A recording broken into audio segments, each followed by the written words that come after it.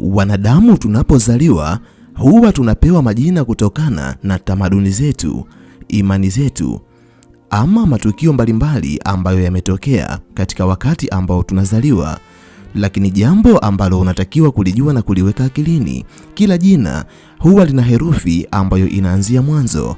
Herufi ya kwanza katika jina la mwanadamu imebeba siri mbalimbali ambazo zinamhusu mwanadamu, lakini asilimia kubwa ya wanadamu hawajui kuhusiana na siri ambayo imejificha katika herufi ya kwanza kwenye jina lako.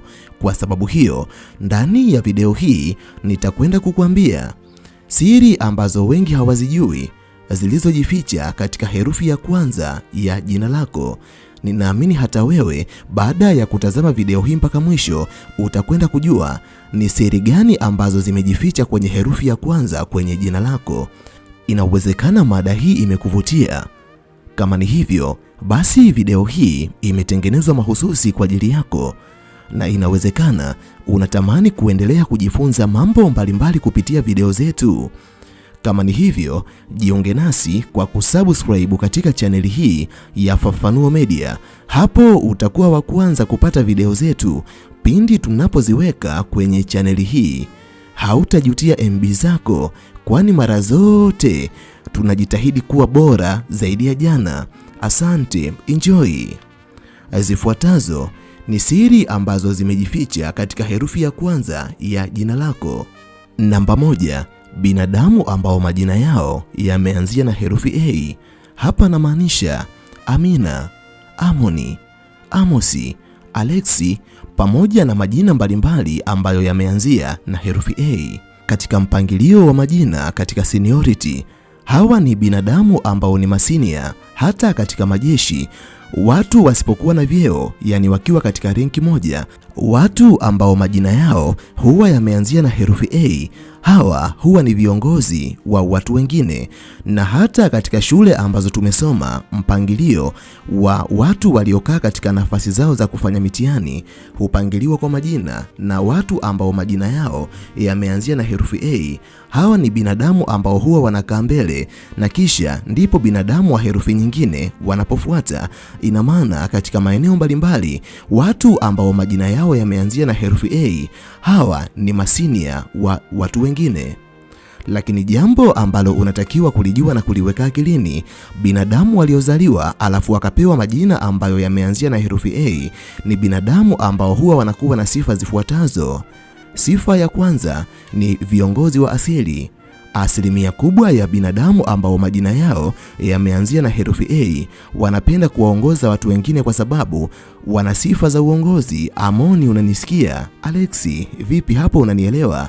Amina, ninaamini unajua ni kitu gani ambacho namaanisha nikizungumza hivi, kwani wewe ni moja kati ya watu ambao kila unapokuwa watu wengi wanakutazama kama kiongozi, lakini hata wewe ndani yako huwa unajitazama kama kiongozi ambaye unatakiwa kuwaongoza watu wengine. Namba 2, wewe ni mwanadamu jasiri ambaye unajiamini kuliko binadamu wengine. Moja kati ya siri ambayo unatakiwa kuijua kuhusu binadamu ambao majina yao yameanzia na herufi A ni hali yao ya kujiamini na ujasiri mkubwa ambao wanao ndani yao. Binadamu ambao majina yao yameanzia na herufi A ni watu ambao hawaogopi kusimama na kuzungumza mbele za watu. Hawa ni binadamu ambao wanapenda kuthubutu vitu mbalimbali kwa sababu wana hali ya kujiamini kuliko binadamu wengine, na sababu hii hupelekea asilimia kubwa ya binadamu ambao majina yao yameanzia na herufi A wawe na mafanikio kuliko binadamu wengine. Ni kwa sababu si waoga wa kuthubutu mambo mapya katika maisha yao, ni kwa sababu ya ujasiri ambao Mwenyezi Mungu ameuweka ndani yao kutokana na sifa ambayo imejificha katika herufi A ambayo ipo mwanzo wa majina yao. Namba 3 ni binadamu wanaopenda kushinda kuliko binadamu wengine. Ninaamini hata wewe ni moja kati ya wanadamu ambao wanapokuwa katika ushindani huwa unajisikia vizuri unaposhinda. Lakini siri ambayo unatakiwa kuijua kuhusiana na binadamu ambao wameanzia na herufi A katika herufi za mwanzo za majina yao, hawa ni watu ambao wanapokuwa katika ushindani wa aina mbalimbali huwa wanajisikia vibaya, na wakati mwingine wanajikuta wana hasira wanaposhindwa katika mashindano fulani. Hata katika mabishano wanapokuwa wanabishana huwa wanapenda wao waweze kushinda katika mabishano hayo, na ndio maana hata katika mazungumzo ni watu ambao wanapenda kuyamiliki mazungumzo kuliko watu wengine. Anapotokea mwanadamu mwingine katika kundi la watu akajaribu kuyatawala mazungumzo, hali ya kuwa yupo mwanadamu ambaye jina lake limeanzia na herufi A, atajikuta anaingia kwenye mgogoro na mwanadamu huyo. Ninaamini wewe Alexi, wewe Amina, wewe Amoni, mtakuwa mnanielewa vizuri. Ninyi si watu ambao mnapenda kushindwa katika chochote ambacho mnakifanya. Namba 4, wakati mwingine huwa ni wanadamu ambao ndani yao wana ukaidi. Tabia ya ukaidi ipo kwa wanadamu mbalimbali, si lazima wawe wameanzia na herufi A, lakini ninachozungumzia hapa ni kwa asilimia, kwani tafiti mbalimbali za kisaikolojia zimekuwa zikionyesha asilimia kubwa ya wanadamu ambao majina yao yameanzia na herufi A huwa wanakuwa na tabia fulani ya kiburi. Wanaweza kukaidi maagizo ya watu fulani kwa sababu ni watu ambao wanapenda mashindano na kuionyesha nguvu ambayo ipo ndani yao katika maeneo mbalimbali wanayokuwa. Kuna wakati binadamu ambao majina yao yameanzia na herufi A huwa hawapendi kufuata maelekezo ambayo wanapewa na viongozi wao. Wanapolazimishwa kufuata maelekezo, ni wanadamu ambao huwa wanajikuta wakiwakwa na hasira dhidi ya watu wengine. Ni watu ambao kwa sababu ya ukaidi fulani ambao upo ndani yao hawapendi kusikiliza mawazo ya watu wengine, hasa wanapokuwa na jazba. Lakini pia hawa ni binadamu ambao wanapoamua kujitoa kwa ajili ya jambo fulani huwa wanajitoa kweli kweli. Ni binadamu wema sana kwa watu wengine, lakini si watu ambao wanapenda kupangiwa nini cha kufanya. Ni binadamu ambao wanapenda kufanya maamuzi yao wenyewe katika nini cha kufanya ama nini wasifanye. Lakini pia moja kati ya sababu ambazo hupelekea binadamu hawa wakati mwingine wajikute wakiwa katika migogoro na watu wengine ni tabia yao ya ujuaji. Asilimia kubwa ya binadamu ambao majina yao yameanzia na herufi A, hawa ni watu ambao wana tabia fulani ya kujifanya wanajua kila kitu, na tabia hiyo wakati mwingine huwa inawakwaza baadhi ya watu ambao wanakuwa nao na kufanya wawachukie ama kuwajengea chuki binadamu ambao majina yao yameanzia na herufi A. Kama wewe ni moja kati ya wanadamu ambao majina yao yameanzia na herufi A, ninapozungumza haya ninaamini utakuwa umenielewa vizuri na utakuwa balozi. Kundi la pili la binadamu ni binadamu ambao majina yao yameanzia na herufi B. Hapa nazungumzia akina Beka, Bakari, Bahati, Bernadi na wengine wengi ambao mwanzo wa majina yao kuna herufi B. Kama wewe ni moja kati ya binadamu ambao majina yao yameanzia na herufi B, basi wewe ni mwanadamu mwenye sifa zifuatazo. Namba 1, wewe ni mwanadamu mpole na mwenye moyo wa wema kwa binadamu wengine. Bernadi, Bernardo, Bakari, Bahati, bila shaka mnanielewa napozungumza ninyi ni binadamu mliojawa na moyo wa huruma, lakini pia ninyi ni wapole sana katika maisha yenu. Moja kati ya sifa ambayo ipo ndani ya binadamu ambao wamezaliwa alafu wakapewa majina ambayo yameanzia na herufi B, hawa ni wanadamu ambao hawapendi makuu katika maisha yao. Ni watu wapole wanaopenda amani, lakini ni binadamu wema kwa watu wengine. Si watu ambao wanapenda kuona watu wengine wakiteseka alafu wakawaacha bila kuwasaidia. Ni wanadamu ambao utakapoenda kuwaomba msaada kama wanacho hawawezi kukunyima. Na kwa sababu ya tabia ya wema ambao wanao katika maisha yao, baadhi ya watu huitumia nafasi hii kwa ajili ya kuwarubuni ili mradi waweze kuwasaidia ama kuwapa hata kama watu hawana shida. Hivyo kama wewe ni mwanadamu ambaye jina lako limeanzia na herufi B, kabla ya kumsaidia mtu chunguza kwa makini uone, je, mwanadamu huyo ana shida ya kweli au la? Namba 2, wewe ni mwanadamu mwenye subira kuliko binadamu wengine. Subira ni moja kati ya mambo ambayo mwanadamu anahitajika kuwa nayo ili aweze kupata chochote ambacho anahitaji katika maisha yake, kwani hata mafanikio ya kweli kwenye maisha ya mwanadamu yanahitaji subira. Subira ndani yake ina uvumilivu wa kweli. Sifa mojawapo ambayo hupelekea binadamu wa kundi hili wawe moja kati ya watu wenye mafanikio makubwa katika maisha yao ni sifa yao ya subira, kwani hata wanapoanzisha jambo fulani, ikiwa jambo hilo bado halijafanikiwa, yani wapo katika wakati mgumu, bado ndani ya mioyo yao huwa wanaendelea kuwa na subira, kwa sababu wanaamini wakati wao utakapofika kila kitu kitakwenda kufunguka kwenye maisha yao. Kama wewe ni mwanadamu ambaye jina lako limeanzia na herufi B, alafu hauna subira katika maisha yako, tutakucheka. Ni kwa sababu tafiti mbalimbali za kisaikolojia zimekuwa zikionyesha ninyi ni wanadamu wenye subira kuliko makundi mengine ya wanadamu. Namba 3, wewe ni mwanadamu mwaminifu kuliko wanadamu wengine. Ninaposema wanadamu ambao majina yao yameanzia na herufi B ni waaminifu kuliko binadamu wengine, haimaanishi wanadamu ambao majina yao hayajaanzia na herufi B si waaminifu, bali ninazungumzia asilimia, kwani binadamu wengine ambao majina yao yameanzia na herufi tofauti na B wapo waaminifu, lakini wapo pia ambao si waaminifu. Lakini tafiti mbalimbali zimekuwa zikionyesha asilimia kubwa ya wanadamu ambao majina yao yameanzia na herufi B, wengi wao ni waaminifu kuliko binadamu wengine. Hawa ni watu ambao hata unapowakopesha fedha huwa hawawezi kukutapeli, lazima watapambana waweze kuirudisha fedha yako.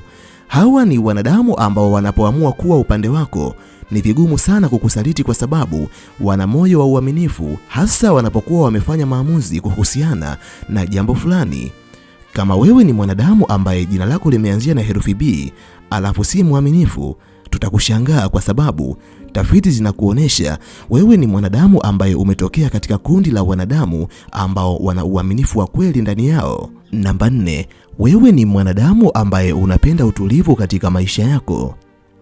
Simaanishi wanadamu wengine hawapendi utulivu maishani mwao, lakini kwa mujibu wa tafiti mbalimbali za kisaikolojia imekuwa ikionyesha asilimia kubwa ya wanadamu ambao majina yao yameanzia na herufi B, hawa si wanadamu ambao wanapenda makelele, migogoro ama kukaa katika maeneo yaliyokosa utulivu. Hawa ni watu ambao hata wanapotoka auti wanapenda kujitoa auti na kuelekea katika maeneo yaliyotawaliwa na utulivu, si binadamu ambao wanapenda makelele, na ndio maana ni wanadamu ambao wako tayari kuomba msamaha hata katika wakati ambao hawajakosea, ili mradi tu utulivu wa kweli uweze kutawala katika maisha yao. Na sifa hii hupelekea asilimia kubwa ya binadamu ambao majina yao yameanzia na herufi B wapendwe na asilimia kubwa ya wanadamu wanaokutana nao katika safari yao ya maisha. Kundi la 3 la binadamu ni binadamu ambao majina yao yameanzia na herufi C.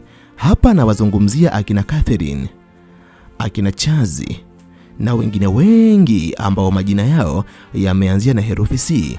Kama nawe ni moja kati ya wanadamu ambao majina yao yameanzia na herufi C, basi wewe ni mwanadamu mwenye sifa zifuatazo. Namba 1, wewe ni mwanadamu mbunifu na mwerevu kuliko binadamu wengine. Katika dunia ambayo tunaishi mimi na wewe, kiwango cha ubunifu na werevu, wanadamu wamegawanyika katika makundi mbalimbali.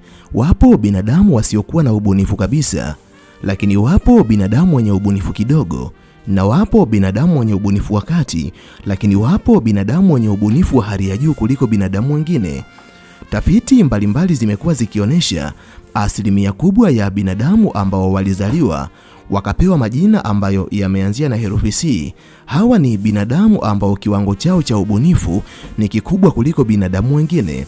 Hivyo asilimia kubwa ya vitu ambavyo wanavifanya katika maisha yao huwa vinakuwa na upekee ambao hauwezi kuupata katika vitu ambavyo makundi mengine ya wanadamu wanavifanya, lakini kiwango chao cha uelewa katika mambo mbalimbali huwa ni cha hali ya juu kuliko makundi mengine ya wanadamu. Yaani nyote mnaweza mkaelekezwa kitu cha aina moja, wengine wakaelewa na wengine wasielewe, lakini kama kuna watu ambao majina yao yameanzia na herufi C, hawa ni wanadamu ambao kutokana na sifa za herufi ya mwanzo katika majina yao wanaweza kuelewa mambo kwa urahisi kuliko binadamu wengine. Namba 2 ni binadamu wanaopenda kujieleza kuliko makundi mengine ya wanadamu. Katika dunia ambayo tunaishi mimi na wewe, wapo baadhi ya wanadamu ambao hata wasipojieleza wanajisikia vizuri. Kwani ni watu ambao huwa hawapendi kuangalia watu wengine wanawajaji vipi ama wanawachukulia kwa namna gani. Ukiwachukulia vizuri utajua mwenyewe, na usipowachukulia vizuri utajua mwenyewe. Wao huwa wanafocus na maisha yao, lakini tafiti mbalimbali zimekuwa zikionyesha asilimia kubwa ya wanadamu ambao majina yao yameanzia na herufi C, hawa ni wanadamu ambao wanapenda kujieleza ili waweze kueleweka mbele za watu kuliko binadamu wengine. Hivyo vitu vingi ambavyo wanavifanya katika maisha yao wanapenda kuvielezea kwa watu wengine, na wakati mwingine sababu hii hupelekea wakashindwa kutimiza baadhi ya vitu katika maisha yao, kwa sababu kuna wakati wanajikuta wakiwaelezea watu wengine siri za maisha yao, kitu ambacho hupelekea watu wasiofurahia mafanikio yao wajue ni sehemu gani wataanzia kuyazuia mafanikio yao. Kama wewe ni mwanadamu ambaye jina lako limeanzia na herufi C, jaribu kuzuia mdomo wako, usipende kujieleza sana kuhusiana na mambo yako ya ndani mbele za watu, kwani si kila ambaye unamuelezea mambo yako anafurahia kusikia mafanikio ambayo unamwambia. Lakini pia kuwa na utaratibu wa kuyapima mambo kabla ya kuyaeleza kwa watu wengine, kwa sababu yapo baadhi ya mambo ambayo yalitakiwa kuwa siri yako na yapo baadhi ya mambo ambayo unaweza kuwashirikisha watu wengine. Penda kuweka mipaka katika maisha yako na hili litakusaidia. Namba 3, wewe ni mwanadamu mwenye mvuto mkubwa kuliko wanadamu wengine. Tafiti mbalimbali zimekuwa zikionyesha asilimia kubwa ya wanadamu ambao majina yao yameanzia na herufi C, hawa ni wanadamu ambao wana uwezo mkubwa wa kuwavutia watu wengine kuliko binadamu wengine, kwa kuzingatia namna ambavyo wanazungumza, namna ambavyo wanatembea na namna ambavyo wanajiweka katika maisha yao. Maisha yao yanawavutia watu wengi ambao wanakutana nao, na ndio maana asilimia kubwa ya binadamu ambao majina yao yameanzia na herufi C wanapendwa na kila mtu ambaye wanakutana naye, kwa sababu kwa asili wana mvuto ndani yao. Namba 4, wewe ni mwanadamu ambaye hisia zako huwa zinabadilika haraka sana kuliko makundi mengine ya wanadamu. Moja kati ya vitu ambavyo unatakiwa kuvijua na kuviweka akilini, tunapozungumzia hisia tukiwagawanya wanadamu, basi tutawagawanya wanadamu katika makundi mawili. Wapo wanadamu ambao hisia zao zipo mbali, hata wanapotazama kitu ambacho kinasikitisha huwa inawachukua muda mrefu kuanza kuguswa na hisia za kusikitisha ama hisia za huzuni. Lakini pia hata linapotokea jambo ambalo linafurahisha, watu wengine wanaweza wakafurahi kwa haraka, lakini hisia zao huwa zinakuwa mbali mpaka waje kuanza kupata hisia za furaha. Basi utafiti huo pia unathibitisha asilimia kubwa ya wanadamu ambao majina yao yameanzia na herufi C, hawa ni wanadamu ambao hisia zao huwa zinaweza kubadilika kwa haraka kuliko binadamu wengine. Wakiona jambo la kuhuzunisha, watawahi kuhuzunika kuliko binadamu wengine. Wakiona jambo la kufurahisha, watawahi kuwa na furaha kuliko binadamu wengine. Ni binadamu ambao tukiwaweka katika mgawanyo wa tabia kwa mujibu wa saikolojia, asilimia kubwa wataangukia ndani ya binadamu ambao wana tabia ya sangwini, kwani hawa ni wanadamu ambao hisia zao huwa zinabadilika haraka haraka kuliko binadamu wengine. Kundi la 4 la wanadamu ni wanadamu ambao majina yao yameanzia na herufi D.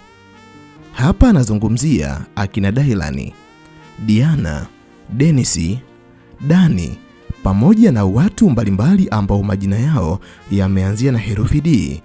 Kama wewe ni moja kati ya wanadamu ambao majina yao yameanzia na herufi D, basi wewe ni mwanadamu mwenye sifa zifuatazo. Namba 1, wewe ni mwanadamu mwenye maamuzi magumu kuliko binadamu wengine. Katika ufanyaji wa maamuzi, binadamu wamegawanyika katika makundi mbalimbali. Wapo wanadamu ambao huwa wanahofia kufanya maamuzi fulani kutokana na ugumu wa maamuzi hayo, lakini wapo wanadamu ambao huwa hawahofii kufanya maamuzi hata kama ni maamuzi magumu kwa kiwango gani, ili mradi tu yawe ni maamuzi yanayoweza kuleta mabadiliko ya kweli katika maisha yao. Basi tafiti mbalimbali zimekuwa zikionyesha sifa hiyo wanayo wanadamu ambao majina yao yameanzia na herufi D. Hawa ni wanadamu ambao inapotokea wanatakiwa kufanya maamuzi katika maisha yao, Huwa hawahofii ugumu wa maamuzi, ili mradi tu wakiamini ni maamuzi sahihi. Hawaogopi kupoteza chochote. Hata unapokuwa karibu nao, binadamu wa kundi hili wakigundua wewe si mwanadamu sahihi kwenye maisha yao, hao watu ogopa kufanya maamuzi ya kukuweka mbali na maisha yao, kwa sababu ni watu ambao wanaamini katika maamuzi ya kweli katika safari yao ya maisha. Na uwezo wao wa kufanya maamuzi ni moja kati ya sababu ambazo hupelekea asilimia kubwa ya binadamu wa kundi hili wawe na mafanikio makubwa kuliko makundi mengine ya wanadamu. Namba 2 ni wanadamu wachapakazi kuliko makundi mengine ya wanadamu. Kama wewe ni miongoni mwa wanadamu ambao majina yao yameanzia na herufi D, alafu ni mvivu, tutakucheka. Kwa sababu gani? Ni kwa sababu kwa mujibu wa tafiti mbalimbali za kisaikolojia ambazo zimekuwa zikifanyika, imekuwa ikibainika wewe ni moja kati ya wanadamu ambao ni wachapakazi, na asilimia kubwa ya watu ambao majina yao yameanzia na herufi D wana mafanikio kwa sababu wana tabia ya kuchapa kazi kuliko binadamu wengine. Si unanielewa Dani? Bila shaka Daudi, utakuwa unanielewa vizuri sana. Ninyi ni wanadamu ambao tafiti mbalimbali zimekuwa zikionyesha ni wachapakazi. Namba 3, wewe ni mwanadamu mwenye msimamo mkali kuliko binadamu wengine.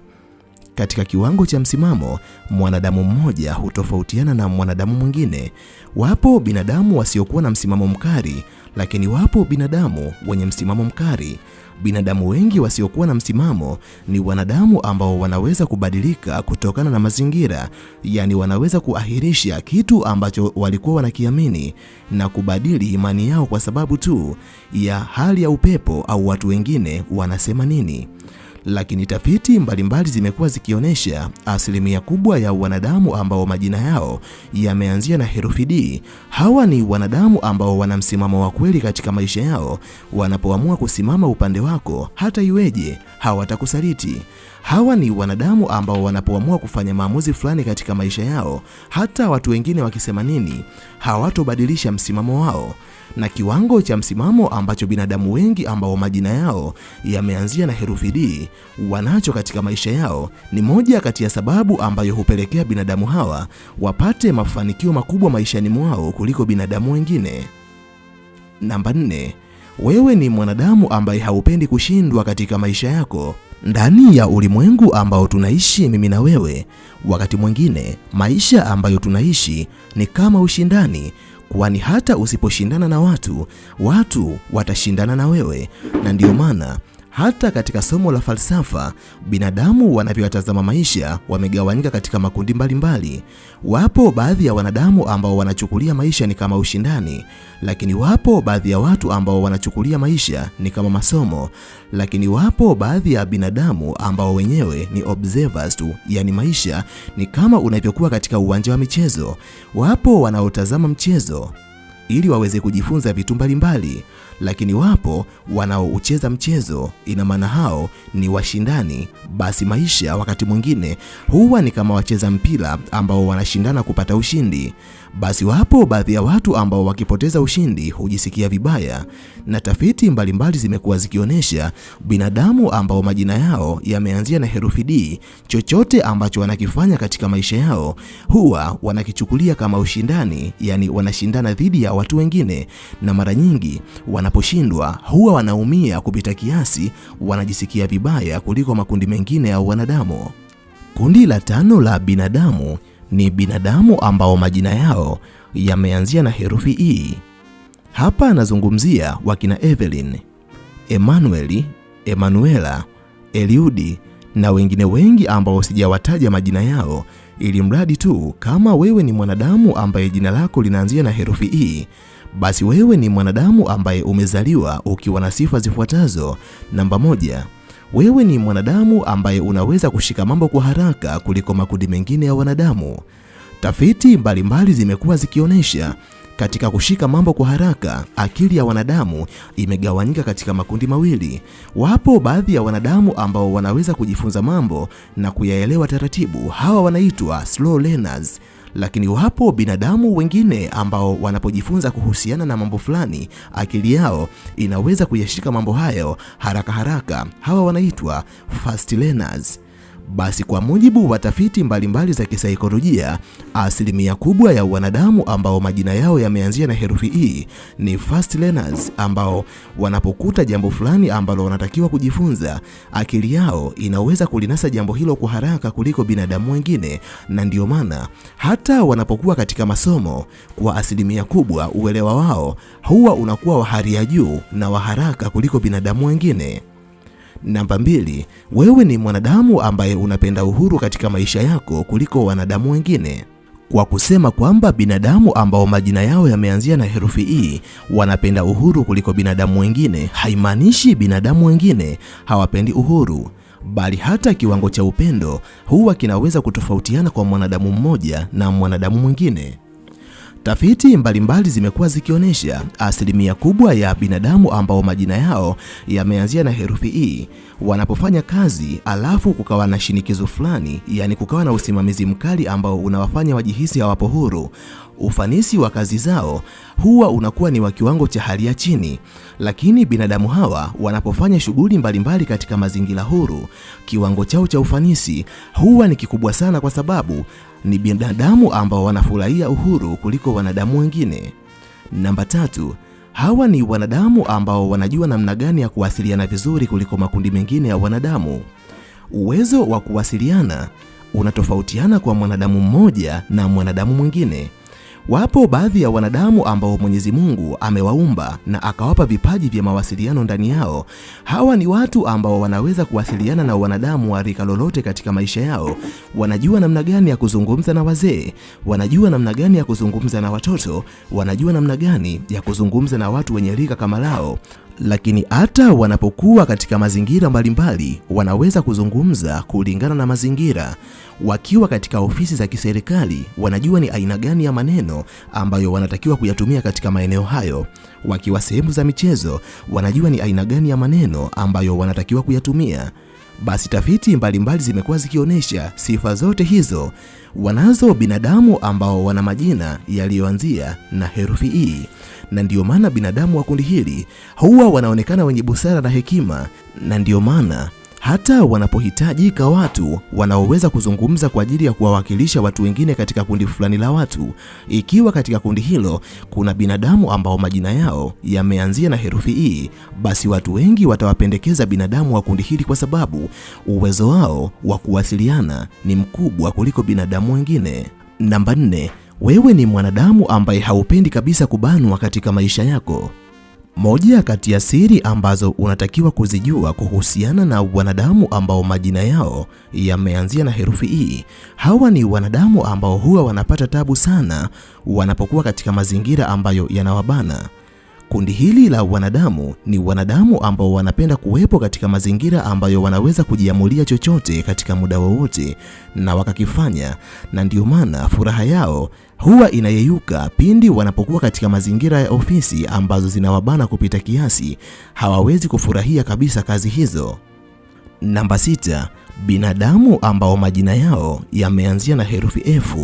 Hapa namaanisha akina Fahimu, Fadhili, Fahadi na wengine wengi ambao sijayaorodhesha majina yao hapa. Kama wewe ni moja kati ya wanadamu ambao majina yao yameanzia na herufi F, basi wewe ni mwanadamu mwenye sifa zifuatazo. Namba 1, wewe ni mtu mwenye huruma kuliko binadamu wengine.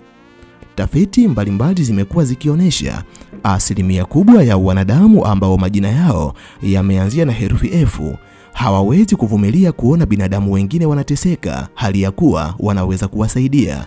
Ni lazima watajitoa na kuwasaidia binadamu hao. Namba 2, wewe ni mwanadamu mwaminifu sana katika maisha yako. Tunapozungumzia uaminifu, pia tutawagawanya wanadamu katika makundi mawili. Wapo binadamu ambao ni waaminifu, lakini wapo binadamu wasiokuwa waaminifu. Tafiti mbalimbali zimekuwa zikionyesha asilimia kubwa ya binadamu ambao majina yao yameanzia na herufi F, hawa ni watu ambao huwa wanakuwa waaminifu katika mambo mbalimbali ambayo wanayafanya kwenye maisha yao. Si binadamu ambao wanapenda kuwatapeli ama kuwadhulumu watu wengine haki zao.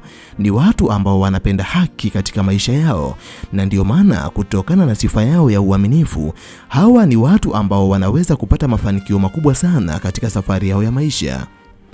Namba 3 ni binadamu ambao huwa wanakuwa na hofu ya kuwaumiza binadamu wengine. Moja kati ya sifa kubwa ya binadamu ambao majina yao yameanzia na herufi F, hawa ni watu ambao chochote ambacho wanakifanya kwenye maisha yao wanapenda kutazama matokeo dhidi ya watu wengine. Ikiwa kitu ambacho wanakifanya kitawaumiza watu wengine, ni rahisi kuachana na kitu hicho, lakini ikiwa kitu hicho hakitakuwa na madhara kwa watu wengine, basi wataendelea kukifanya. Kama wewe jina lako limeanzia na herufi F, alafu hauna hofu ya kuwaumiza watu wengine, tutakushangaa kwa sababu ninyi ni miongoni mwa wanadamu ambao tafiti mbalimbali zinawaainisha kama binadamu wenye hofu ya kuwaumiza binadamu wengine, kwa sababu mnawajali na kuwapenda watu wengine. Namba 4, wewe ni mwanadamu ambaye unapenda familia kuliko kitu chochote katika maisha yako. Kwa kusema binadamu ambao majina yao yameanzia na herufi F wanapenda familia, sina maana binadamu ambao majina yao hayakuanzia na herufi F hawapendi familia. Ninachomaanisha hapa ni kiwango cha asilimia, kwani tafiti mbalimbali zimekuwa zikionyesha asilimia kubwa ya wanadamu ambao majina yao yameanzia na herufi F ni nadra kukuta wametelekeza familia zao au wanaishi hali ya kuwa wanao uwezo wa kuhudumia familia zao, alafu wakawa hawazipatii familia zao mahitaji ya msingi. Hivyo kama wewe ni mwanadamu ambaye jina lako limeanzia na herufi F alafu hauipendi familia yako, tutakushangaa. Unanielewa Fadhili? Namba 7, binadamu ambao majina yao yameanzia na herufi G. Hapa nazungumzia akina Geoffrey, akina Godson na wengine wengi ambao sijawataja. Kama wewe ni moja kati ya binadamu ambao majina yao yameanzia na herufi G, basi wewe ni mwanadamu ambaye una sifa zifuatazo. Wewe ni mwanadamu mwenye mipango mizuri katika maisha yako. Tafiti mbalimbali zimekuwa zikionyesha asilimia kubwa ya wanadamu ambao majina yao yameanzia na herufi G si watu wanaopenda kufanya vitu kwa kukurupuka katika maisha yao. Ni watu ambao wanapenda kuweka vitu katika mipangilio. Ina maana hata asubuhi inapofika, hawa ni wanadamu ambao huwa wanajua wataanzia hapa, baada ya hapo watamalizia hapa. Unanielewa Grace? Ama Glory bado haujanielewa?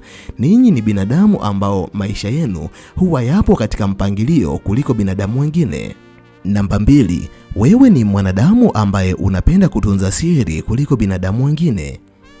Katika uwezo wa kutunza siri, binadamu wamegawanyika katika makundi mawili. Kuna baadhi ya wanadamu ambao utakapowapa siri yako na ukawaambia usimwambie mtu mwingine, basi mtu ambaye umempa siri yako na yeye kwa kuwa na rafiki yake ataenda kumsimulia siri ambayo umemwambia, kisha atamwambia nimekuambia siri hii usimwambie mtu.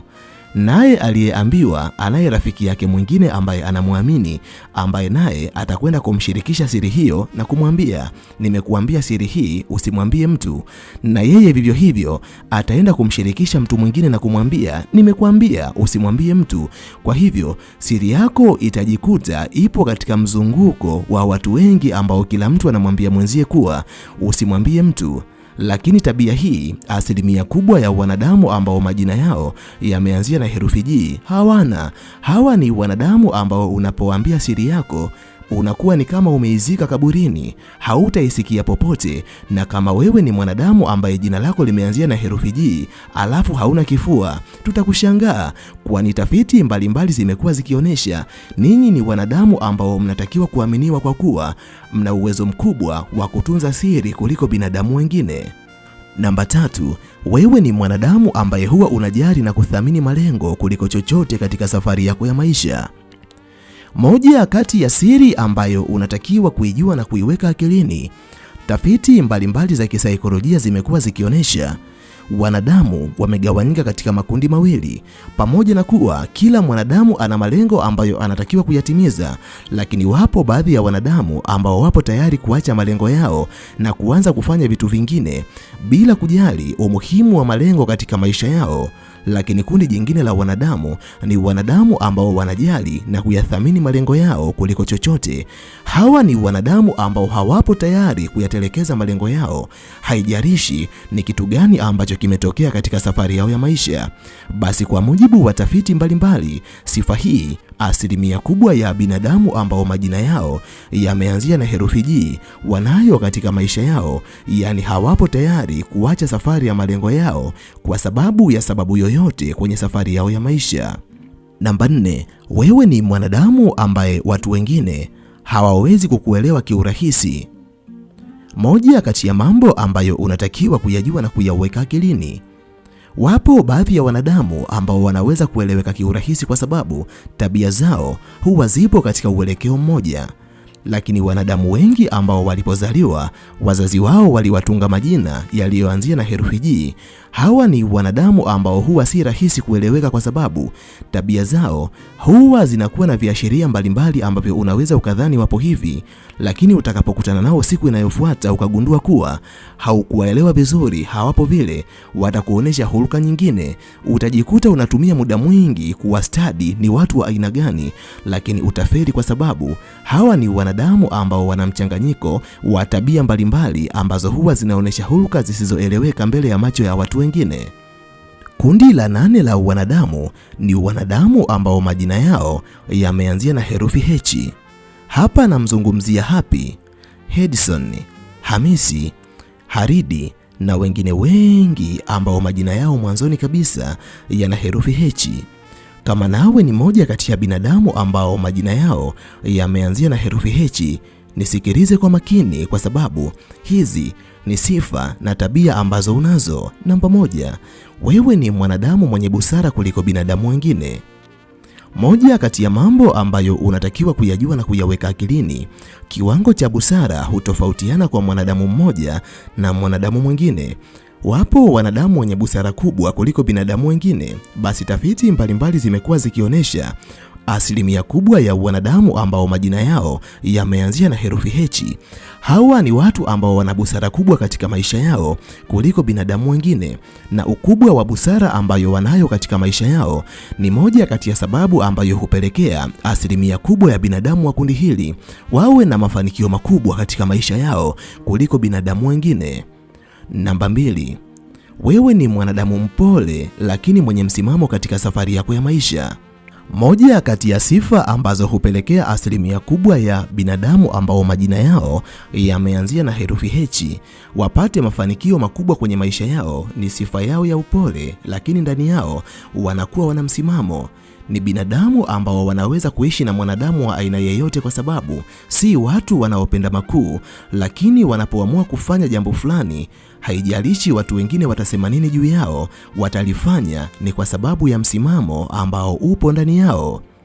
Namba 3, wewe ni mwanadamu ambaye unapenda haki katika maisha yako. Katika dunia ambayo tunaishi mimi na wewe, wapo binadamu ambao wanapenda haki, lakini wapo binadamu wasiopenda haki. Tafiti mbalimbali zimekuwa zikionyesha asilimia kubwa ya wanadamu ambao wamezaliwa majina yao yakawa yameanzia na herufi H hawapo tayari kuona haki ya mtu mwingine ikiporwa na watu wenye nguvu, alafu wao wakaendelea kushuhudia hali ya kuwa wanaweza kutoa msaada. Hawa ni wanadamu wanaopenda kutenda haki katika maisha yao. Namba 4, wewe ni mwanadamu mwenye uvumilivu kuliko binadamu wengine. Kwa kawaida kiwango cha uvumilivu hutofautiana kwa mwanadamu mmoja na mwanadamu mwingine. Wapo wanadamu wenye kiwango kikubwa cha uvumilivu, lakini wapo wanadamu wenye kiwango kidogo cha uvumilivu. Lakini kwa mujibu wa tafiti mbalimbali za kisaikolojia ambazo zimekuwa zikifanyika kwenye uso wa dunia, imekuwa ikibainika asilimia kubwa ya wanadamu ambao majina yao yameanzia na herufi H, hawa ni wanadamu wenye kiwango kikubwa sana cha uvumilivu, na sifa ya uvumilivu inawafanya wawe wanadamu wenye mafanikio makubwa kuliko binadamu wengine, kwani uvumilivu ni kanuni mojawapo ya mafanikio. Kama wewe ni mwanadamu ambaye jina lake limeanzia na herufi H alafu hauna uvumilivu, ni vema ukajitathmini, kwani tafiti mbalimbali zimekuwa zikiwathibitisha kama watu wenye uvumilivu kuliko binadamu wengine. Kundi la 9 la wanadamu ni wanadamu ambao majina yao yameanzia na herufi I. Hapa namaanisha akina Irene pamoja na wengine wengi ambao mwanzo wa majina yao kuna herufi I. Kama nawe ni moja kati ya wanadamu ambao majina yao yameanzia na herufi I, basi wewe ni moja kati ya wanadamu wenye sifa zifuatazo. Namba 1, wewe ni mtu mwenye ndoto kubwa katika safari yako ya maisha. Ukubwa wa ndoto hutofautiana kwa mwanadamu mmoja na mwanadamu mwingine. Wapo wenye ndoto ndogo, wapo wenye ndoto za kawaida, lakini wapo wenye ndoto kubwa. Ukitaka kujua ukubwa wa ndoto za binadamu ambao majina yao yameanzia na herufi I, embu wadadisi na uwaulize kuhusu ndoto ambazo wanatamani kuzitimiza katika maisha yao.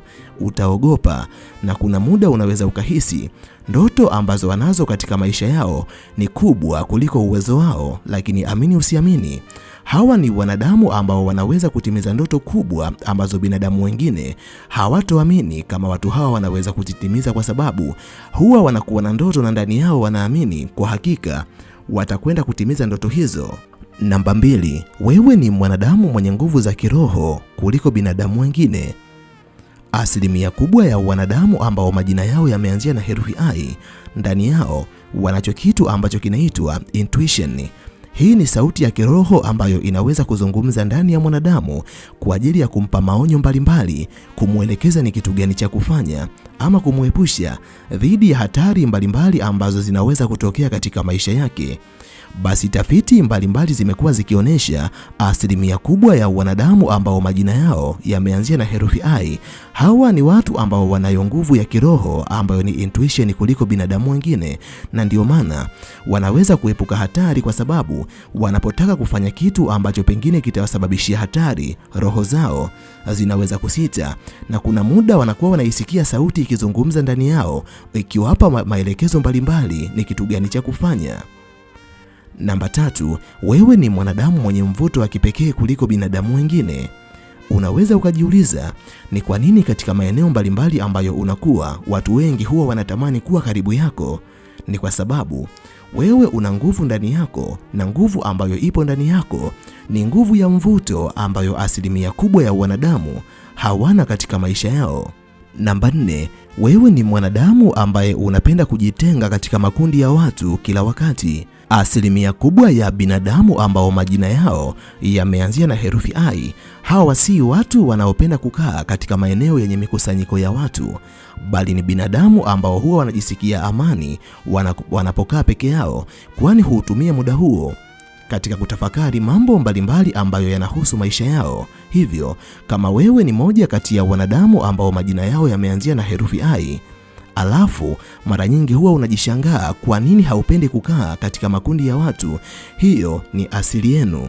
Namba 10, binadamu ambao majina yao yameanzia na herufi J. Hapa namaanisha akina Joseph, akina Juma, akina Jackson, akina Janet na wengine ambao sijawataja majina yao hapa.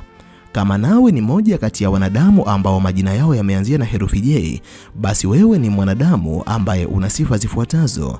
Namba 1, unapenda haki katika maisha yako. Moja kati ya siri ambayo unatakiwa kuijua, wapo binadamu wanaopenda haki na wapo binadamu wasiopenda haki. Tafiti mbalimbali za kisaikolojia zimekuwa zikionyesha asilimia kubwa ya wanadamu ambao majina yao yameanzia na herufi J, hawa ni watu ambao wanapenda kutenda haki kwenye maisha yao. Si binadamu ambao wanaweza kushirikiana na watu wengine alafu akawadhulumu watu wengine, bali ni wanadamu ambao wanaamini katika haki. Namba 2, wewe ni mwanadamu ambaye unapenda ukweli katika safari yako ya maisha. Moja kati ya mambo ambayo huwa yanaweza kuwakwaza binadamu ambao majina yao yameanzia na herufi J ni pale ambapo watabaini wanadanganywa. Hawa ni watu wanaopenda kusema ukweli kwenye maisha yao, lakini pia wanapenda kusikia ukweli.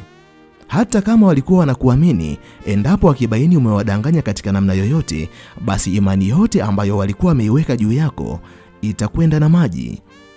Namba 3, hawa ni wanadamu ambao wana hulka ya kuwajali na kuwathamini binadamu wengine.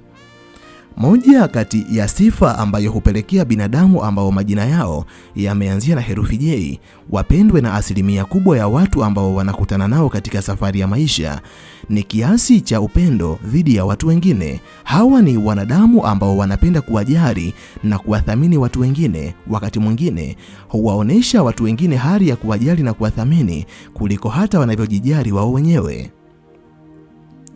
Namba 4. Hawa ni wanadamu ambao huwa wanapenda kuchukulia mambo kwa uzito. Moja kati ya siri ambayo unatakiwa kuijua na kuiweka akilini. Tafiti mbalimbali zimekuwa zikionyesha asilimia kubwa ya wanadamu ambao majina yao yameanzia na herufi J hawapendi kuchukulia mambo katika hali ya kawaida. Hata kama jambo ni la kawaida, wao wanapenda kulichukulia kwa uzito ili mradi waweze kushughulika nalo na kulimaliza. Namba 11 ni binadamu ambao majina yao yameanzia na herufi K. Kama nawe ni moja kati ya wanadamu ambao majina yao yameanzia na herufi K kama Katabazi na wengine wengi, basi wewe ni mwanadamu ambaye una sifa zifuatazo. Wewe ni mwanadamu mwenye nguvu za ndani.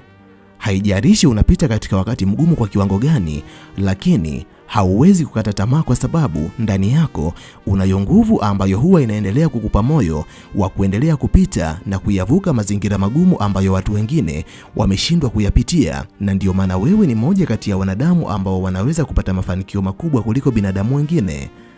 Namba 2, wewe ni kiongozi wa asili. Jambo ambalo unatakiwa kulijua na kuliweka akilini.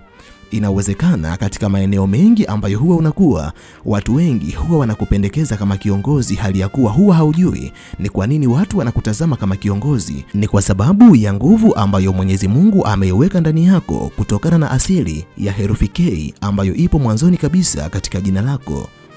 Namba 3, wewe ni mwanadamu mwenye maamuzi ya haraka kuliko binadamu wengine.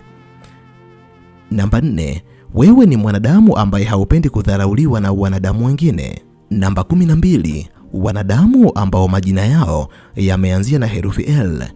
Kama wewe ni mwanadamu ambaye jina lako limeanzia na herufi L, na maanisha Rafaeli, Lemi, Letsia pamoja na wengine wengi ambao sijayataja majina yao. Kama nawe ni moja kati ya wanadamu ambao majina yao yameanzia na herufi L, basi wewe ni mwanadamu mwenye sifa zifuatazo. Namba 1, wewe ni mwanadamu ambaye una upendo dhidi ya watu wengine katika maisha yako. Namba 2, wewe ni mwanadamu mkarimu katika maisha yako. Jambo ambalo unatakiwa kulijua na kuliweka akilini, ukarimu hutofautiana kwa mwanadamu mmoja na mwanadamu mwingine. Tafiti mbalimbali zimekuwa zikionyesha asilimia kubwa ya wanadamu ambao majina yao yameanzia na herufi L, hawa ni wanadamu ambao wanaweza kuwaonesha ukarimu wa hali ya juu binadamu wengine, na ni sababu mojawapo ambayo hupelekea asilimia kubwa ya binadamu ambao majina yao yameanzia na herufi L wapendwe na watu wengine kuliko binadamu wengine. Namba 3, wewe ni mwanadamu ambaye kuna muda unapenda starehe katika maisha yako kuliko wanadamu wengine. Tafiti mbalimbali zimekuwa zikionyesha asilimia kubwa ya wanadamu ambao majina yao yameanzia na herufi L, hawa ni watu ambao hawapendi kuteseka, ni watu ambao wanapenda kukaa katika maeneo yanayowaburudisha, yani maeneo ya starehe. Na hii ni sababu mojawapo ambayo hupelekea baadhi ya nyakati watu hawa wajikute wakipoteza fedha nyingi katika maisha yao, kwa sababu wanapenda kukaa katika maeneo yenye starehe ambayo huwa inawagharimu, kwa sababu wanajikuta wametumia fedha nyingi. Namba 4, wewe ni mwanadamu mwenye roho nyepesi kuliko binadamu wengine. Moja kati ya kweli ambazo mimi na wewe hatuwezi kuzipinga wala kuzizuia ni kuwa roho za wanadamu zimegawanyika katika makundi mawili. Wapo wanadamu wenye roho ngumu, na wanadamu hawa huwa ni vigumu kuwasaidia wanadamu wengine. Hawa ni watu ambao wakati mwingine hujikuta wakiwa na ukatili usiokuwa wa kawaida kwa sababu ya roho zao ngumu. Lakini kundi la pili ni wanadamu wenye roho nyepesi. Hawa ni wepesi kushawishiwa na hisia kutokana na matukio mbalimbali ambayo yanafanyika. Hawa ni wanadamu wenye huruma dhidi ya watu wengine wanaopitia mateso, na ndio maana ni wepesi kuwasaidia wanadamu wengine. Basi kwa mujibu wa tafiti mbalimbali ambazo zimekuwa zikifanyika, imekuwa ikibainika asilimia kubwa ya wanadamu ambao majina yao yameanzia na herufi L, hawa ni wanadamu wenye roho nyepesi. Ndiyo maana wanapomwona mtu mwingine anateseka, wataingiwa na hali ya huruma ndani yao na kujikuta wakimsaidia mwanadamu mwingine. Namba 13, binadamu ambao majina yao yameanzia na herufi M. Hapa nazungumzia Maria, Martin na wengine wengi ambao sijawataja. Kama wewe ni moja kati ya wanadamu ambao majina yao yameanzia na herufi M, basi wewe ni moja kati ya wanadamu wenye sifa zifuatazo. Wewe ni mchapakazi, na ndio maana unapokuwa na marafiki zako, ikiwa marafiki zako ni wavivu, huwa unajikuta hauendani nao kwa sababu wewe ni mtu ambaye unapenda kufanya kazi katika maisha yako. Namba 2, wewe ni mwanadamu mwenye busara kuliko binadamu wengine. Moja kati ya sababu ambayo hupelekea asilimia kubwa ya wanadamu waje kukuomba ushauri wewe ni kwa sababu wewe ni mwanadamu ambaye huwa unaweza kufikiria kwa kina kabla ya kuzungumza, na hali hiyo hupelekea asilimia kubwa ya wanadamu waliokuzunguka wakuone kama mtu mwenye busara kuliko binadamu wengine. Namba 3, wewe ni mwanadamu ambaye unajali familia yako kuliko chochote katika maisha yako. Kwa hali yoyote hauwezi kutelekeza familia yako. Namba 5, wewe ni mwanadamu mwenye malengo makubwa kuliko binadamu wengine.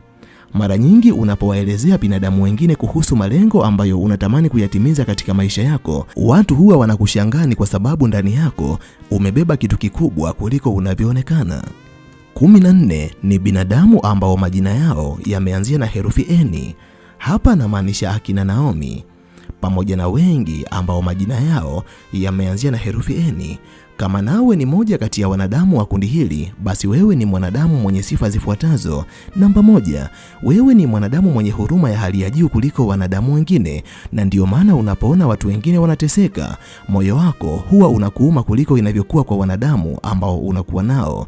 Namba 2, wewe ni mwanadamu ambaye unapenda kufikiria vitu kwa kina, na ndio maana asilimia kubwa ya mambo ambayo unayafanya huwa yanafanikiwa, na huwa hauna majuto mengi kwenye maisha yako, kwa sababu hata maamuzi ambayo unayafanya kwenye maisha yako huwa unatafakari kwa kina. Hivyo, kwa sababu ya uwezo wako wa kutafakari kwa kina, maamuzi mengi ambayo unayafanya huwa yanakuwa ni maamuzi sahihi.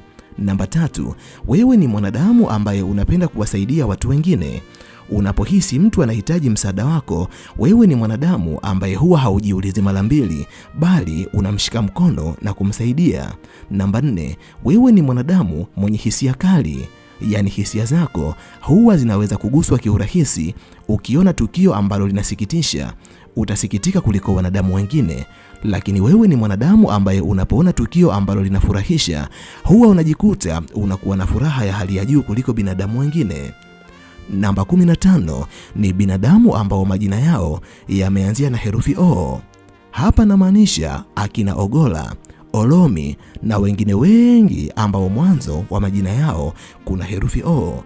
Kama nawe ni moja kati ya wanadamu wa kundi hili, basi wewe ni moja kati ya wanadamu wenye sifa zifuatazo. Namba 1, wewe ni mwanadamu mwenye moyo wa kuwasaidia watu wengine wenye dhiki. Namba 2, wewe ni mwanadamu ambaye unapenda uaminifu katika maisha yako. Namba 3, wewe ni mwanadamu ambaye unapenda ukweli, ndio maana unapomwamini mtu alafu ukahisi anakudanganya, imani yako yote huwa inatoweka juu ya mtu huyo. Namba 4, wewe ni mwanadamu ambaye unapenda kuwajali marafiki, ndugu zako na jamaa ambao unaambatana nao katika safari ya maisha. Namba 16, binadamu ambao majina yao yameanzia na herufi P. Hapa na wazungumzia akina Pasco, Pascalina, Po pamoja na wengine wengi ambao sijawataja majina yao. Kama wewe ni moja kati ya watu ambao majina yao yameanzia na herufi P, basi wewe ni mwanadamu mwenye sifa zifuatazo. Wewe ni mwanadamu mwenye akili nyingi kuliko binadamu wengine. Asilimia kubwa ya vitu ambavyo unavifanya katika maisha yako huwa unatumia akili na sio hisia, na ndio maana vitu vingi ambavyo unavifanya wewe huwa vinaweza kuwa na mafanikio makubwa kuliko binadamu wengine. Namba 2, wewe ni mwanadamu ambaye haupendi kukurupuka kwenye maisha yako, bali kila ambacho unakifanya kwenye maisha yako huwa unapenda kiwe katika mipango ambayo umejiwekea kwenye maisha yako. Namba 3, wewe ni mwanadamu mwenye siri kuliko binadamu wengine, na ndiyo maana watu wengi wanakuamini na kukushirikisha siri zao, na watu wengi wanapokuambia kuhusiana na siri zao, haupendi kuambia watu wengine, yani wewe ni mtu mwenye kifua. Namba 4, wewe ni mwanadamu ambaye unapenda utaratibu katika maisha. Pamoja na kuwa asilimia kubwa ya wanadamu hawapendi kufuata utaratibu katika maisha, lakini tafiti mbalimbali zimekuwa zikionyesha asilimia kubwa ya wanadamu ambao majina yao yameanzia na herufi P, hawa ni wanadamu ambao wanapenda kufuata utaratibu, na ndiyo maana huwa wanaweza kupata mafanikio makubwa katika mambo mbalimbali ambayo wanayafanya, kwa sababu wanapenda kuzingatia utaratibu katika chochote ambacho wanakifanya maishani mwao. Namba 17, binadamu ambao majina yao yameanzia na herufi Q. Kwa mfano, wakina Kudra, Kaidu na wengine wengi ambao mwanzoni kabisa wa majina yao kuna herufi Q. Hawa ni watu ambao wana sifa zifuatazo. Ni binadamu wenye ubunifu wa kipekee katika maisha yao. Vitu vingi ambavyo wanavifanya maishani mwao huwa wanapenda viwe vya kitofauti, yani visifanane na vya watu wengine, na upekee ambao wanaupenda maishani mwao ndio huo ambao hufanya maisha yao yawe mazuri na yenye mafanikio kuliko binadamu wengine. Namba 2, hawa ni wanadamu ambao wanapenda kufikiria vitu kwa mtazamo tofauti na ule uliozoeleka, na ndio maana mambo mengi ambayo wanayafanya katika maisha yao huwa yanakuwa ya tofauti na yale ambayo watu wengi wameyazoea. Namba 3, si binadamu wanaopenda kufuata mkumbo katika maisha yao. Namba 4, ni wanadamu wenye uthubutu wa kweli kwenye maisha yao, na hali yao ya uthubutu ni moja kati ya sababu ambazo hupelekea asilimia kubwa ya binadamu wa kundi hili wafanikiwe kuliko wanadamu wengine. Namba 18, binadamu ambao majina yao yameanzia na herufi R. Binadamu ambao majina yao yameanzia na herufi R, hawa ni watu ambao wamezaliwa wakiwa na sifa zifuatazo.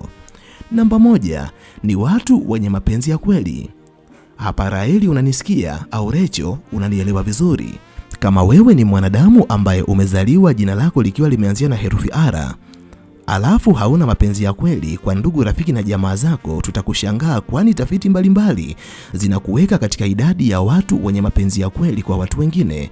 Namba 2, wewe ni mchapakazi na ndio maana una mafanikio kuliko binadamu wengine, lakini kama hauchapi kazi bado tutakushangaa, kwani asili ya jina lako inaonyesha ninyi ni binadamu ambao mnapenda kuchapa kazi katika maisha yenu. Namba 3, wewe ni mwanadamu mwenye hisia nzito, yani unapopenda huwa unapenda kweli kweli, si mwanadamu ambaye unapenda kufanya vitu nusunusu, hasa vile ambavyo vinahusiana na masuala ya hisia, na ndio maana unapoingia kwenye mahusiano huwa unaweza kumpenda mtu mazima, anapokukwaza au anapokusaliti huwa unapata maumivu makubwa kuliko binadamu wengine. Namba 4, wewe ni mwanadamu ambaye unajali sana na una heshima ya kweli kuliko binadamu wengine. Namba 18, binadamu ambao majina yao yameanzia na herufi S. Hapa namaanisha akina Saidi, akina Salma, akina Simoni na wengine wengi ambao mwanzoni kabisa wa majina yao kuna herufi S. Kama wewe ni moja kati ya binadamu ambao majina yao yameanzia na herufi S, basi wewe ni mwanadamu mwenye sifa zifuatazo. Namba 1, wewe una mvuto mkubwa kuliko binadamu wengine, na ndio maana watu wengi wanapenda kukaa karibu yako. Namba 2, wewe ni mwanadamu ambaye unaweza kuelewa mambo kwa haraka kuliko binadamu wengine. Namba 3, wewe ni mwanadamu ambaye unapenda mafanikio katika maisha yako, ndiyo maana unapofanya jambo alafu jambo hilo lisifanikiwe huwa unapata maumivu makali kuliko binadamu wengine. Namba 4, kuna muda huwa unakuwa na hali ya ubinafsi. Kuna baadhi ya vitu ambavyo huwa unavifanya hautamani kuwagawia watu wengine au hautamani kuwashirikisha watu wengine, bali unatamani kuwa navyo wewe peke yako. Namba 18, binadamu ambao wana majina ambayo yameanzia na herufi T. Hapa namaanisha akina Tausi, akina Thabiti, akina Tani pamoja na wengine wengi ambao majina yao yameanzia na herufi T. Kama wewe ni moja kati ya wanadamu ambao majina yao yameanzia na herufi T, basi wewe ni mwanadamu mwenye sifa zifuatazo. Namba 1, wewe ni mwanadamu mwenye subira kuliko binadamu wengine. Kiwango cha subira ambacho binadamu waliozaliwa alafu majina yao yakaanzia na herufi T wanacho, ndicho hicho hupelekea waweze kupata mafanikio makubwa kuliko binadamu wengine, kwani subira ni kanuni mojawapo ya mafanikio. Namba 2, wewe ni mwanadamu mwaminifu katika maisha. Asilimia kubwa ya wanadamu ambao majina yao yameanzia na herufi T hawapendi udanganyifu maishani mwao. Ni watu ambao wanaishi wakiwa na uaminifu, na ndio maana binadamu wengi wa kundi hili huwa ni watu ambao wanaweza kukopesheka, yani ukimkopesha lazima atakurudishia. Ukiwa naye kwenye mahusiano ni vigumu kuonesha tabia za usaliti. Namba 3 ni binadamu wenye msimamo katika maisha. Binadamu wa kundi hili wanapopanga kufanya kitu fulani ni vigumu kuwashawishi waachane na jambo hilo, kwa sababu ni binadamu ambao wanapenda kuamini katika kile ambacho wanakifanya. Namba 4 ni wanadamu wanaojali maadili kuliko binadamu wengine. Asilimia kubwa ya binadamu ambao majina yao yameanzia na herufi T ni nadra sana kukuta wakifanya mambo ambayo ni kinyume na maadili, kwani asilimia kubwa ya vitu ambavyo wanavifanya wanapenda viendane na maadili katika maisha yao. Namba 19, binadamu ambao majina yao yameanzia na herufi U. Kama nawe ni moja kati ya wanadamu ambao majina yao yameanzia na herufi U kama akina Uledi na wengine wengi, basi wewe ni moja kati ya wanadamu wenye sifa zifuatazo. Wewe ni mwanadamu mwenye moyo safi. Lakini namba 2, wewe ni mwanadamu mpole. Namba 3, wewe ni mwanadamu ambaye una kawaida ya kuwajali wanadamu wengine kuliko hata wewe unavyojijali. Namba 4, wewe ni mwanadamu ambaye haupendi migogoro katika maisha yako. Namba 20, binadamu ambao majina yao yameanzia na herufi V. Hapa namaanisha akina Veronica pamoja na wengine wengi ambao majina yao yameanzia na herufi V. Kama nawe ni moja kati ya wanadamu ambao majina yao yameanzia na herufi V, basi wewe ni mwanadamu mwenye sifa zifuatazo. Namba 1, wewe ni mwanadamu mwenye ndoto kubwa katika maisha yako. Namba 2, wewe ni mwanadamu mwenye malengo ya hali ya juu kuliko binadamu wengine. Namba 3, wewe ni mwanadamu ambaye unapenda ubunifu katika maisha yako. Namba 4, wewe ni mwanadamu ambaye unapenda mafanikio, na inapotokea umefanya jambo halikufanikiwa, basi utajisikia vibaya kuliko binadamu wengine. Namba 21, binadamu ambao majina yao yameanzia na herufi W. Kama nawe ni moja kati ya wanadamu ambao majina yao yameanzia na herufi W, basi wewe ni moja kati ya wanadamu wenye sifa zifuatazo. Namba 1, wewe ni mwanadamu mwenye akili ya hali ya juu kuliko binadamu wengine, na ndio maana asilimia kubwa ya vitu ambavyo unavifanya kwenye maisha yako unapenda kutumia akili kuliko hisia. Namba 2, wewe ni mwanadamu ambaye unapenda kufanya maisha kwa mipango maalum, haupendi kufanya vitu kwa kukurupuka. Namba 3, wewe ni mwanadamu ambaye unapenda umakini katika maisha yako, na kwa sababu ya uangalifu ambao unao katika maisha yako ni sababu mojawapo ambayo hupelekea upate mafanikio makubwa maishani mwako kuliko binadamu wengine. Namba 4, wewe ni mwanadamu ambaye unapenda usalama kuliko binadamu wengine. Namba 23, binadamu ambao majina yao yameanzia na herufi X. Ingawa katika jamii zetu binadamu ambao majina yao yameanzia na herufi X ni wachache, lakini ninaamini huenda wakawepo. Kama nawe ni moja kati ya wanadamu ambao majina yao yameanzia na herufi X, basi wewe ni mwanadamu mwenye sifa zifuatazo. Wewe ni mwanadamu mwenye siri kuliko binadamu wengine. Namba 2, wewe ni mwanadamu mwenye mvuto kuliko binadamu wengine. Namba 3, wewe ni mwanadamu ambaye unapenda kufanya vitu vya kipekee kuliko binadamu wengine. Namba 4, wewe ni mwanadamu mwenye mawazo, fikra na uthabiti katika kufanya maamuzi kuliko wanadamu wengine. Namba 25, binadamu ambao majina yao yameanzia na herufi Y. Hapa kuna akina Yazieli pamoja na wengine wengi. Kama nawe ni moja kati ya binadamu wenye kundi hili, basi wewe ni moja kati ya wanadamu wenye sifa zifuatazo. Namba 1, wewe ni mwanadamu ambaye unapenda uhuru wa mawazo.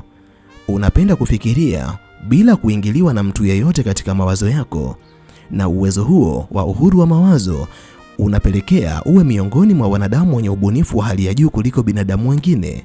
Namba 2, wewe ni mwanadamu ambaye unapenda changamoto katika maisha yako, kwani zinapokuja changamoto alafu ukazishinda, huwa unajisikia furaha na kujisikia amani kuliko binadamu wengine.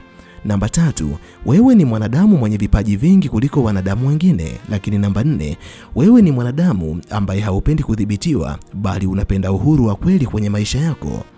Na kundi la mwisho la wanadamu ni wanadamu ambao majina yao yameanzia na herufi Z. Kama wewe ni Zawadi, Zaituni au mtu yeyote ambaye jina lako limeanzia na herufi Z, basi wewe ni mwanadamu mwenye sifa zifuatazo.